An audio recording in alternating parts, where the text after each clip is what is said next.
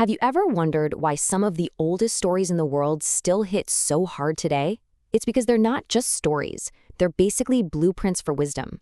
The real trick, though, is knowing how to find that timeless message that's tucked away inside. Our source material just nails it with this beautiful little poem. It's basically saying that truth doesn't go out of style. It doesn't need to be flashy or new. It just needs us to be ready to hear it, to have what the poem calls listening hearts. So that's the real question, isn't it? With all the noise in the world, how do we actually tune in and hear those messages that have lasted for centuries? Well, let's dive into a framework that can help us do exactly that.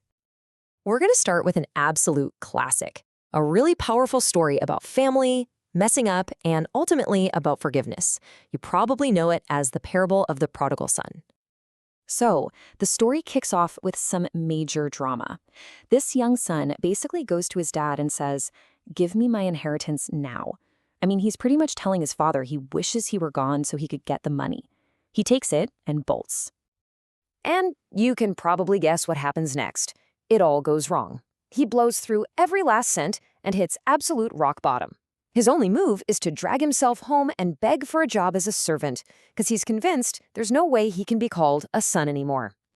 But this is the moment that changes everything. The power of the story isn't about the son's screw-up. It's the father's unbelievable reaction. There's no lecture, no "I told you so." Instead, the father runs to him, throws his arms around him, and immediately starts planning a huge party to celebrate. So what's the big lesson here? It's not just about making mistakes. The real truth is that grace, getting something amazing you don't deserve, and radical forgiveness, well, they have the power to fix what seems completely broken. That's the heart of this story.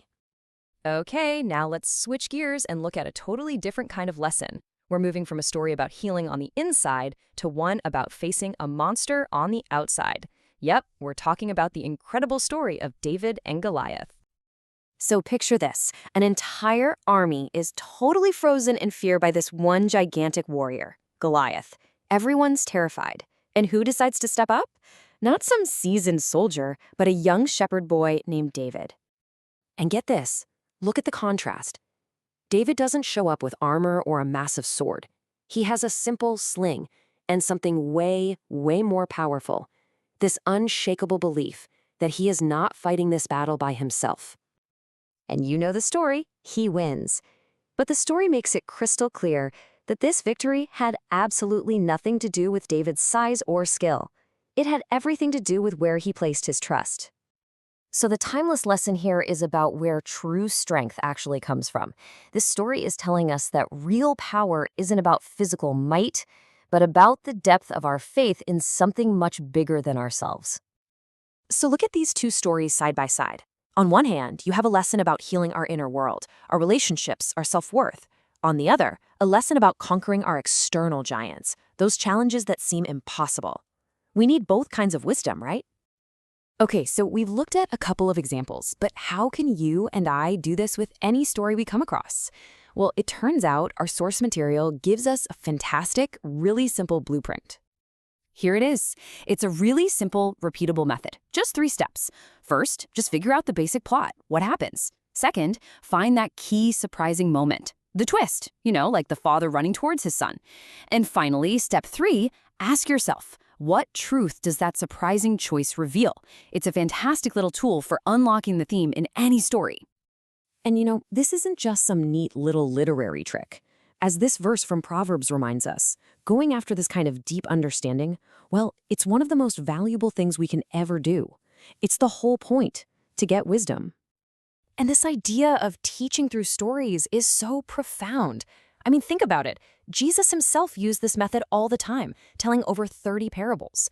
These were short, memorable stories designed to teach these deep truths about life, mercy, and faith. So let's zoom out. What's the big picture? Why does learning to pull wisdom from stories matter so much? It's because it points to a much deeper idea about what education should even be. Here's the core idea.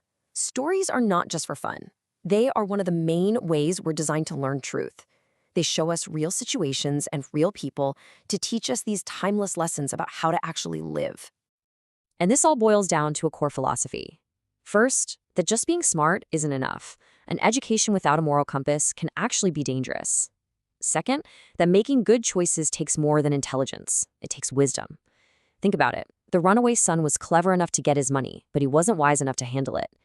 And finally, that a spiritual mind, that kind of unwavering trust we saw in David, is the real path to peace. So I'll just leave you with this question to think about.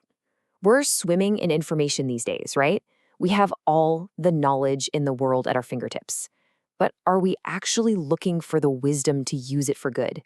Because as these old stories show us, that makes all the difference.